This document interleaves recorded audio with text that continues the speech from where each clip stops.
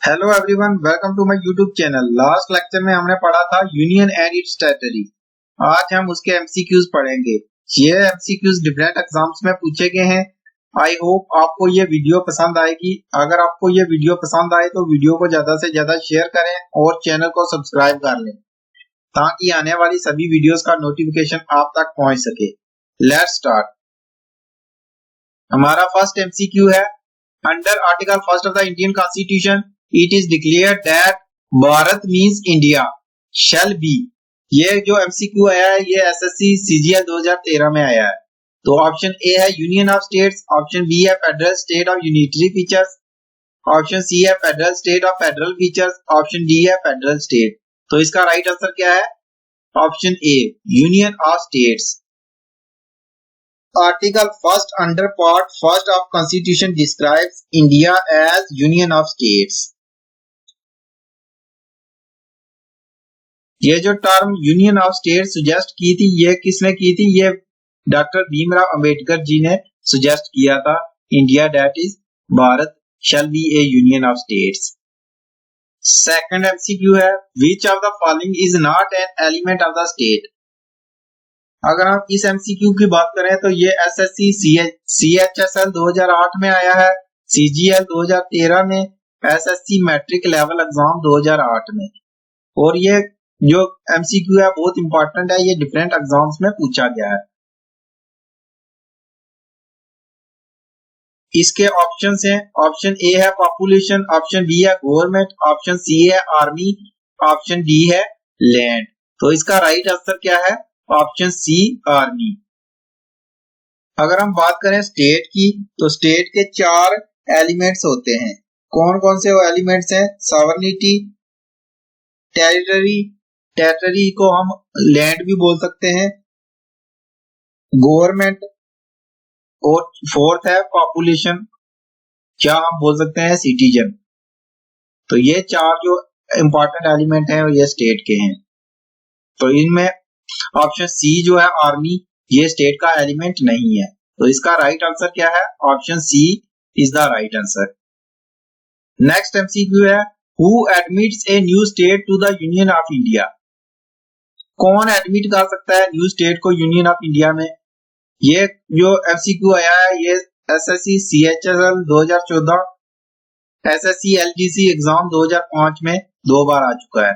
तो इसका option first है प्रेसिडेंट, ऑप्शन सेकंड है सुप्रीम कोर्ट, ऑप्शन थर्ड है प्राइम मिनिस्टर, ऑप्शन फोर्थ है पार्लियामेंट। तो इसका राइट आंसर क्या है? Option D parliament. पार्लियामेंट के पास पावर है कि वो न्यू स्टेट को यूनियन ऑफ इंडिया में शामिल कर सकता है। तो इसका राइट आंसर है ऑप्शन डी। नेक्स्ट है, इंडियन पार्लियामेंट कैन रीनेम और redefine the boundary of A state by. ये एमसीक्यू एसएससी सीपीओ एसआई 2004 में आया है। तो इंडियन पार्लियामेंट कैन रीनेम और redefine the boundary by of A state by simple majority से कर सकती है, एब्सोल्यूट मेजोरिटी से, या 2/3 majority of the member voting, option D है 2/3 majority of the members voting and an absolute majority of its total membership। तो इसका right answer क्या है? ऑप्शन ए सिंपल मेजोरिटी के साथ क्या कर सकती है? किसी भी स्टेट को रीनेम कर सकती है, रीडिफाइन कर सकती है। तो इसका सही ऑप्शन क्या है? ऑप्शन ए। नेक्स्ट है, Sikkim was granted statehood in the year. Sikkim को स्टेटहुड का दर्जा कब मिला? ये जो एमसीक्यू आया है ये एसएससी सीएचएसएल 2008 में आया है। तो इसका ऑप्शन ए है 1973, 1975, 1974, या ऑप्शन डी 1976। तो इसका राइट आंसर क्या है? Option B 1975। अगर हम बात करें सिक्किम की तो ये एक इंडिपेंडेंट स्टेट थी, या हम बोल सकते हैं ये एक इंडिपेंडेंट कंट्री थी। जिसे कौन रूल कर रहा था? चोग्याल डायनेस्टी। सिक्किम की एक चोग्याल डायनेस्टी थी, वो रूल कर रही थी। हमने लास्ट टॉपिक में पढ़ा था कि सिक्किम को सबसे पहले हमने एसोसिएट स्टेट का दर्जा दिया था वो अंडर आर्टिकल 2A के, लेकिन बाद में इसे फुल स्टेट बना दिया गया इंडिया की। और 1975 में क्या हुआ, इसे फुल स्टेट का दर्जा मिल गया। 36th अमेंडमेंट एक्ट जो हुआ था उसके हिसाब से इसे फुल स्टेट बना दिया गया भारत का। नेक्स्ट है, in which year were the Indian states reorganized on the linguistic basis. ये जो एमसीक्यू आया है ये एसएससी सीजीएल 2007 में आया है। ऑप्शन ए है 1947, ऑप्शन बी है 1952, ऑप्शन सी है 1954, ऑप्शन डी है 1956। तो इसका राइट आंसर क्या है, ऑप्शन डी 1956। अगर हम बात करें फर्स्ट लिंग्विस्टिक स्टेट कौन सी बनी थी, तो यह बनी थी आंध्र प्रदेश। कब बनी थी, 1953 में। बाद में स्टेट रीऑर्गेनाइजेशन एक्ट 1956 में पास हुआ और उसके बाद 14 न्यू स्टेट्स बनी। कितनी, 14 न्यू स्टेट्स बन गई एंड 6 यूनियन टेरिटरीज, और 6 यूनियन टेरिटरीज बनी। तो ये किस अमेंडमेंट के हिसाब से किया था, 7th constitutional amendment act 1956। Next है, consider the statements regarding union and its territory. तो फर्स्ट स्टेटमेंट है, it is mentioned in part first of the constitution.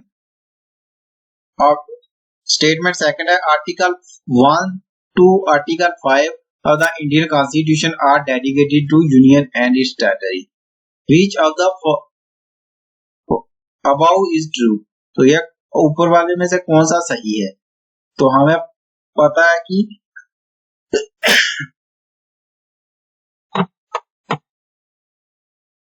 Union and its territory को मेंशन किया गया है part first of the constitution में। तो statement first right है। Statement अगर सेकंड की बात करें तो क्या है, आर्टिकल 1 से लेकर article 5 of the Indian constitution are dedicated to union and its territory. और ये स्टेटमेंट जो है ये गलत है।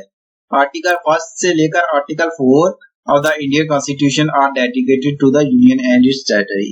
तो इसका सही आंसर क्या है, स्टेटमेंट फर्स्ट। तो option A will be the right answer. Option A will be the right answer, first only. Next है, which of the following is not mentioned in article first of the Indian Constitution।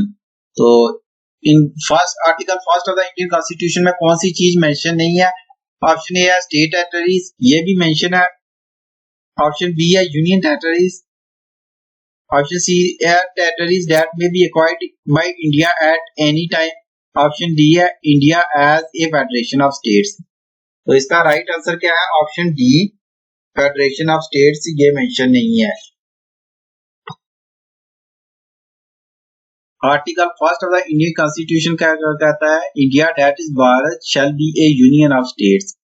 तो ये federation of states जो है ये गलत है। तो इसका राइट आंसर क्या है, हमें not mentioned in article first of the Indian constitution पूछा गया, तो इसका ऑप्शन डी जो है वो राइट है।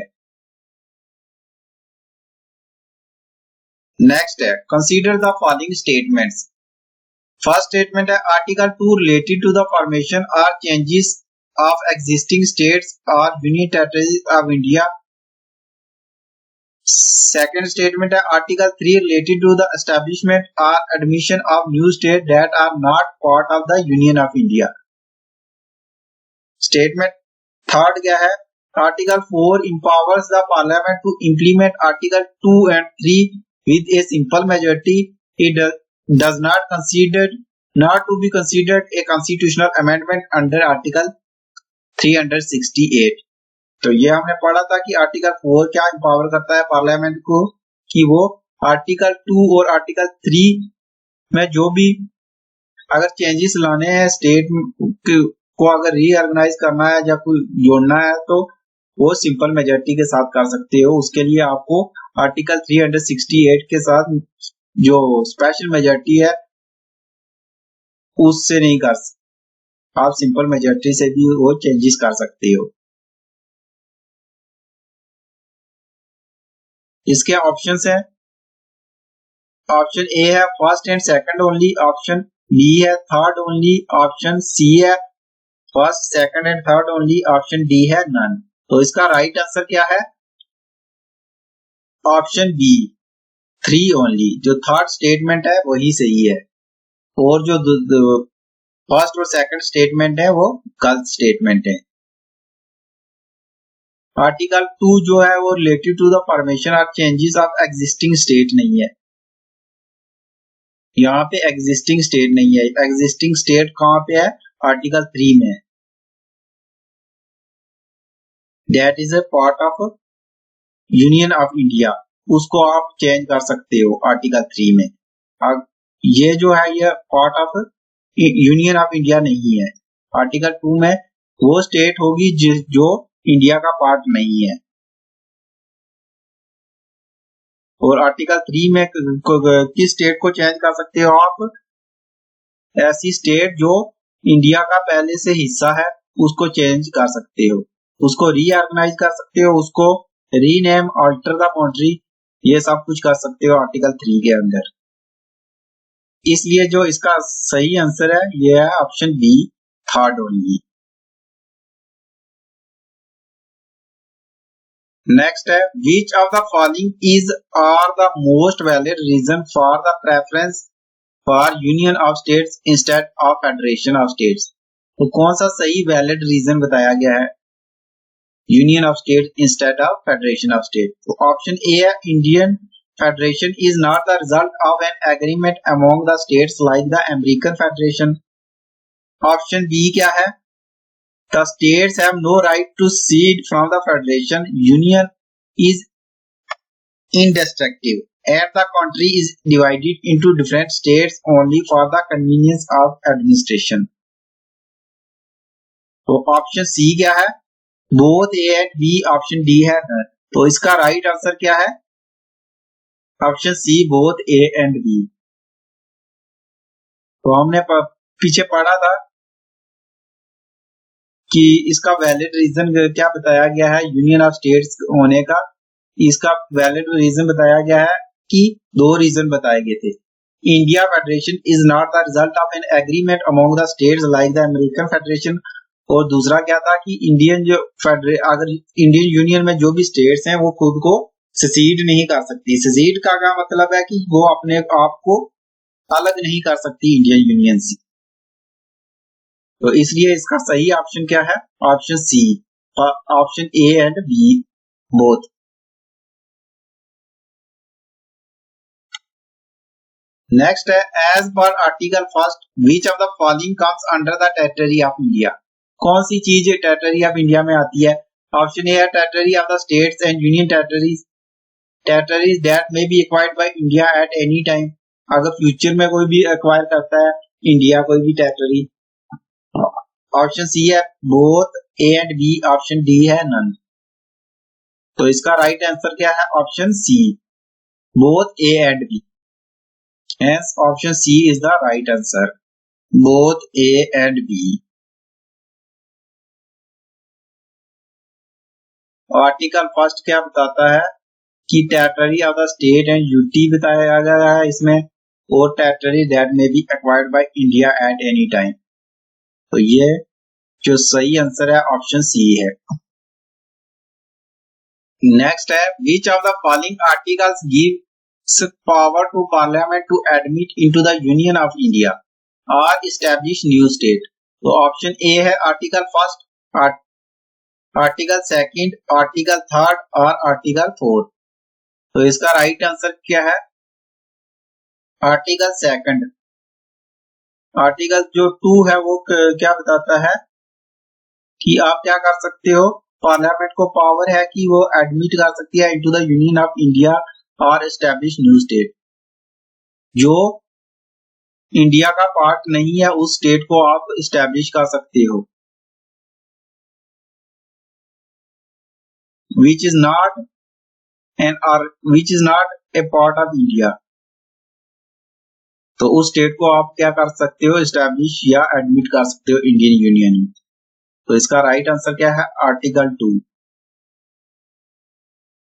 नेक्स्ट है which are the following articles deal with the internal readjustment of the territory of India. Option A है आर्टिकल फर्स्ट, ऑप्शन बी है आर्टिकल सेकंड,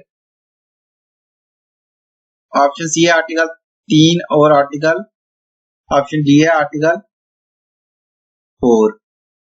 तो इसका राइट आंसर क्या है? अगर readjustment of the territories of India को करना है तो ये आर्टिकल 3 के अंडर आता है। तो आप आर्टिकल 3 का यूज करके आप रीएडजस्टमेंट कर सकते हो टेरिटरीज की।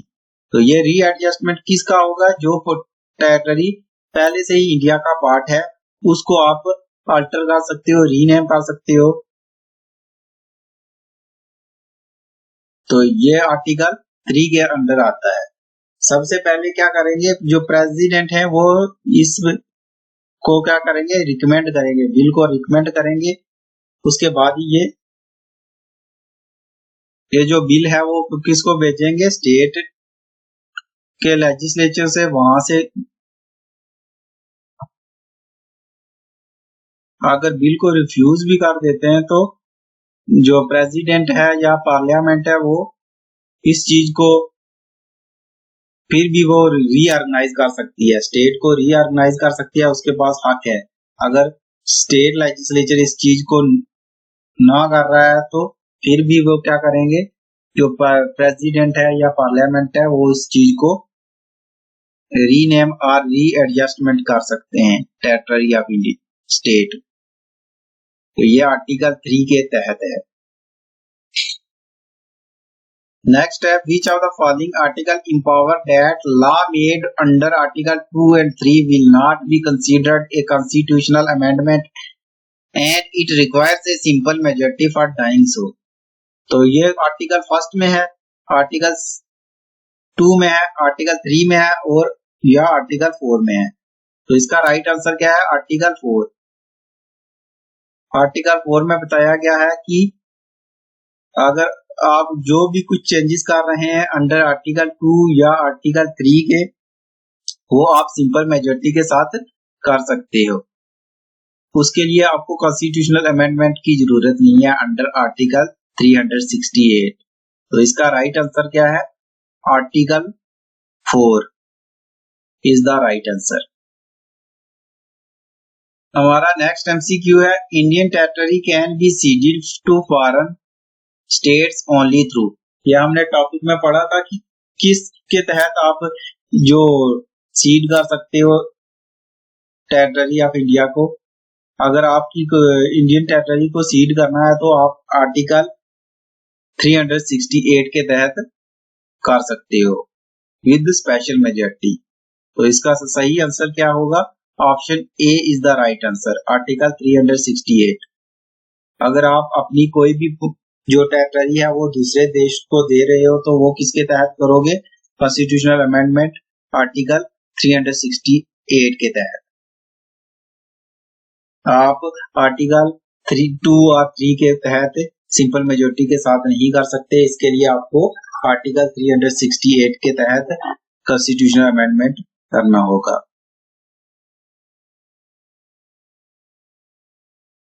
नेक्स्ट है which of the following princely state joined the union of India through police action. तो कौन सी प्रिंसली स्टेट ने ज्वाइन किया था इंडिया को पुलिस एक्शन के द्वारा?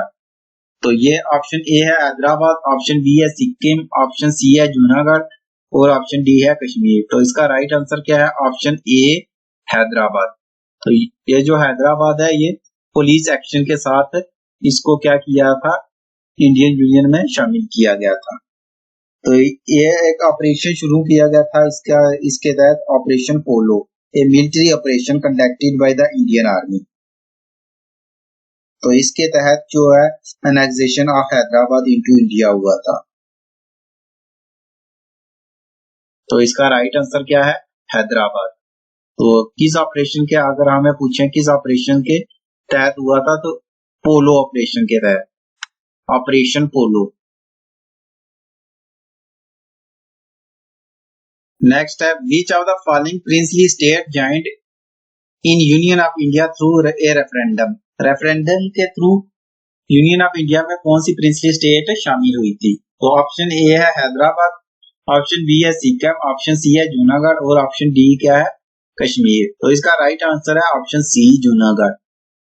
अगर हम जूनागढ़ की बात करें तो यहाँ के राजा जो थे वो पाकिस्तान भाग गए थे, महाबत खान जी का नाम था, वो इंडिया छोड़कर पाकिस्तान चले गए थे। तो इसका राइट आंसर क्या है जूनागढ़। जूनागढ़ जो स्टेट थी यहाँ पे जो ज्यादातर पॉपुलेशन किसकी थी, हिंदू पॉपुलेशन थी। यहाँ पे रेफरेंडम कराया गया और इस रेफरेंडम में यह कहा गया कि आप वोट डालो कि आपने पाकिस्तान में जाना है या इंडिया में। तो यहाँ पे लोगों ने वोट डाला कि हम कहाँ पे रहना चाहते हैं, इंडिया में। तो यहाँ पे रेफरेंडम हुआ था, जूनागढ़ स्टेट जो प्रिंसली स्टेट थी यहाँ पे। तो इसका सही आंसर क्या है, option C is the right answer. Next है which of the following princely state joined the union of India through an instrument of accession. तो इंस्ट्रूमेंट ऑफ एक्सेशन के थ्रू कौन सी स्टेट ज्वाइन हुई थी। तो इसका राइट आंसर क्या है जम्मू एंड कश्मीर। जे&के जो प्रिंसली स्टेट थी वो इंस्ट्रूमेंट ऑफ एक्सेशन के थ्रू इंडिया में ज्वाइन हुई थी। नेक्स्ट है Which of the following constitutional amendment is related to the joining of Sikkim in the Union of India? तो ये हमने पीछे पढ़ा था कि किस कॉन्स्टिट्यूशनल अमेंडमेंट के तहत सिक्किम को इंडिया में जोड़ा गया। तो इसका राइट आंसर क्या है 36th कॉन्स्टिट्यूशनल अमेंडमेंट एक्ट 1975 में आया था और जो सिक्किम थी उसे भारत की एक फुल स्टेट बना दिया गया। पहले इसको अंडर आर्टिकल 2A के तहत एसोसिएट स्टेट बनाया गया, लेकिन बाद में 1975 में क्या हुआ कि जो सिक्किम थी उसको फुल फ्लैज स्टेट बना दिया गया। तो इसका राइट आंसर क्या है 36th constitutional amendment act. Next है a bill for the purpose of creating a new state in India must be passed by a simple majority in parliament and ratification by not less than 2/3 of the states. Option B है simple majority in parliament. Option C है 2/3 majority in parliament and ratification by not less than 2/3 of the states. Option D है none of the above. तो इसका right answer क्या है option B is the right answer. ये simple majority in parliament, simple majority के साथ आप क्या कर सकते हो, क्रिएट ए न्यू स्टेट कर सकते हो इन इंडिया। तो इसका राइट आंसर क्या है option B is the right answer. Next है which among the following is not a constitutional provision for the formation of new states. तो इनमें से कौन सा कॉन्स्टिट्यूशनल प्रोविजन नहीं है फॉर्मेशन ऑफ न्यू स्टेट्स का। तो ऑप्शन ए है increase the area of any state, increase कर सकते हो एरिया को स्टेट के। Diminish the area of any state, alter the name of any state. Option D है ए स्टेट में इंक्लूड ए यूनियन टेरिटरी। तो option D is the right answer. Next है if a new state is to be form, अगर नई state बनानी है तो which schedule of the constitution will need to be amended, कौन सा शेड्यूल अमेंड करना पड़ेगा। ऑप्शन ए है 5th, ऑप्शन बी है 3rd, ऑप्शन सी है 2nd, ऑप्शन डी है 1st। तो किस शेड्यूल को अमेंड करना पड़ेगा, ऑप्शन डी 1st शेड्यूल को अमेंड करना पड़ेगा। नेक्स्ट है how many states and UT are there in India. तो कितनी स्टेट्स हैं, 28 स्टेट्स एंड 8 यूनियन टेरिटरीज हैं। तो इसका आंसर है बी, राइट आंसर क्या है B 28 states and 8 union territory. तो आज का टॉपिक यहीं पे एंड करते हैं। अगर आपको ये वीडियो पसंद आए तो वीडियो को ज्यादा से ज्यादा शेयर करें और चैनल को सब्सक्राइब कर लें ताकि आने वाली सभी वीडियोस का नोटिफिकेशन आप तक पहुंच सके। Thank you.